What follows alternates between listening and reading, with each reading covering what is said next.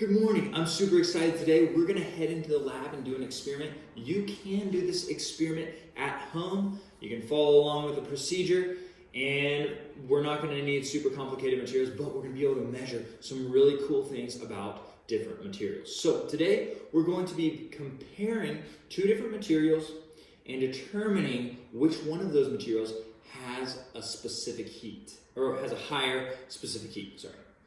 And so what you will need is you'll need a glass container that you can heat up over fire, so make sure it's Pyrex, and a metal container that you can heat up over fire. So those are the two things you're going to need, and some water, and a thermometer, and a writing utensil. Okay, so we're going to head into the lab right now to do our experiment.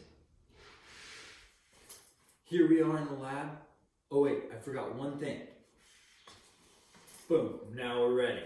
All right, so what you're gonna do is you're gonna get two containers, one made of glass, one made of metal, and fill them with the same amount of water. I filled both of them with 250 milliliters of water, and what we're gonna do is we're gonna apply the same amount of heat to both containers for 5 minutes. And every 30 seconds, we're gonna measure the temperature of each solution, okay? So I'll place a thermometer in each one, and then we'll light up our Bunsen burners. You can do this on the stove if you want, just make sure the burners are putting out about the same amount of heat. What we're gonna do is, every 30 seconds, I'm going to write down the temperature in my data table for each of the containers. Then once we get to 5 minutes, we'll stop, we'll turn off the burners, and we're going to create a graph where we compare how the temperature changes for 5 minutes, okay? Let's put a thermometer in each one. Okay, there we go.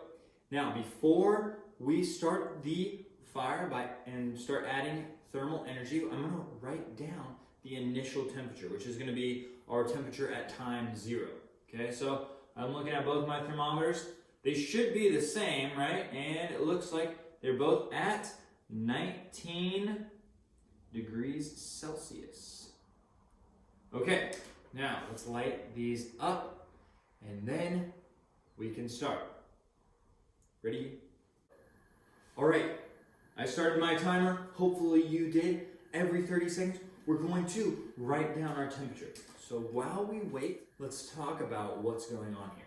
We're adding thermal energy to the container. The container is absorbing the thermal energy, and once it receives enough energy to change temperature because of its specific heat capacity, it's going to then increase in temperature. Once it increases in temperature, it's going to start transferring thermal energy to the water, and the water will gain thermal energy and it will increase in temperature. So what's happening is the thermal energy has to go into the container, into the metal or the glass, and then it has to warm up, and then it has to transfer that energy to the water. So whichever container has the least amount or the smallest specific heat capacity is going to not need to absorb as much thermal energy and be able to transfer more thermal energy to the water more quickly.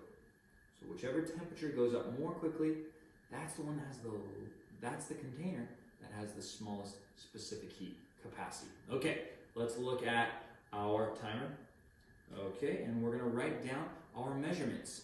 I'll see you in 5 minutes.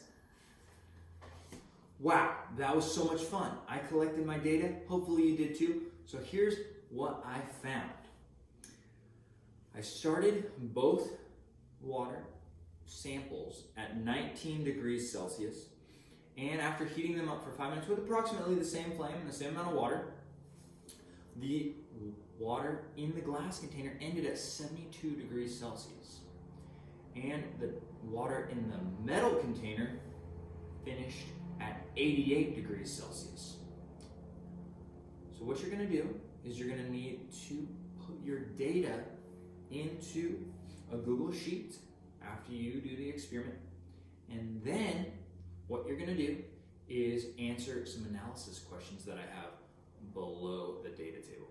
And if you can't do this at home for some reason, I'm going to post my data table on Google Classroom so you can use that data if you'd like to. But you don't have to use mine, you can do it on your own. All right, have a great day.